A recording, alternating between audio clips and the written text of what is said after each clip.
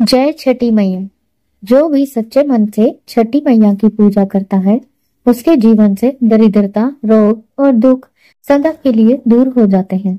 छठ पर्व सूर्य उपासना और छठी मैया की आराधना का सबसे प्राचीन और पवित्र व्रत है। कहते हैं यह व्रत स्वयं माँ सीता, द्रौपदी और कर्ण ने किया था। प्राचीन काल की कथा की शुरुआत करते हैं। बहुत समय पहले की बात है। राजा प्रियव्रत नामक एक प्रतापी राजा थे।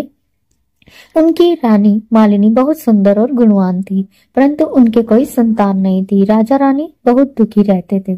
उन्होंने कई यज्ञ, पूजा, हवन किए, किंतु कोई फल नहीं मिला। एक दिन महर्षि कश्यप ने उनके महल आए। उन्होंने कहा, राजन, पुत्रेष्टि यज्ञ करवाइए, निश्चित ही आपको संतान प्राप्त होगी। राजा ने यज्ञ करवाया और कुछ समय बाद रानी ने एक पुत्र को जन्म दिया, परंतु वह बालक जन्म लेते ही मृत हो गया।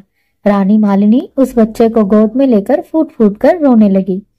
राजा भी दुखी होकर सोचने लगे कि इतना यज्ञ और पूजा करने के बाद भी भगवान ने यह दुख क्यों दिया।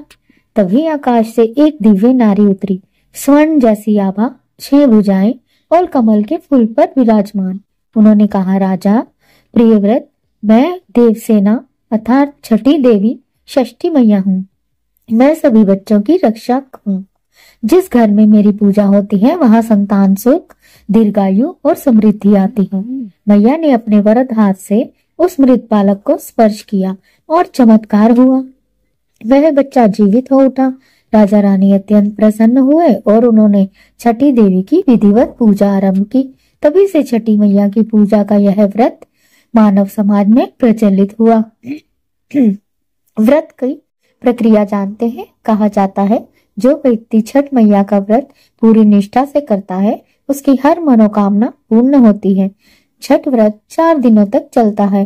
पहला, नहाए खाए। व्रती शुद्ध होकर स्वास्तिक भोजन करते हैं। दूसरा, खरना, आम की लकड़ी से गुड़ चावल की खीर बनती है और व्रती सूर्य को अर्घ देकर प्रसाद ग्रहण करते हैं। तीसरा, संध्या अर्घ। अस्ताचल सूर्य को अर्घ देकर परिवार की शुभ शांति की प्रार्थना की जाती है। नंबर 4, उषा अर्घ।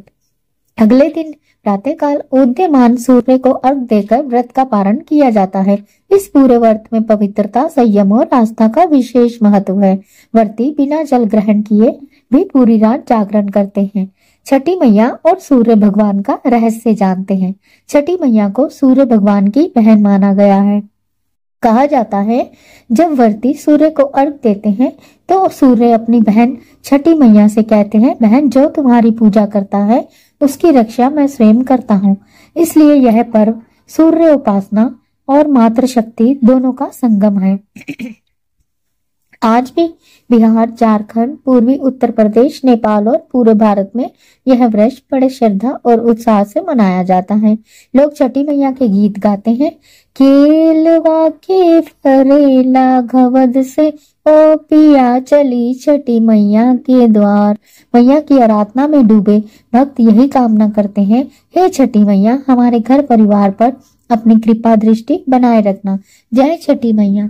जय सूर्यदेव। जो भी इस व्रत की श्रद्धा से पूर्ति करता है उसके घर में संतान की लंबी आयु का आशीर्वाद प्राप्त होता है। जय छठी मैया। यदि यह वीडियो अच्छी लगी हो तो लाइक, कमेंट और शेयर और मेरे चैनल को सब्सक्राइब करना ना भूलें।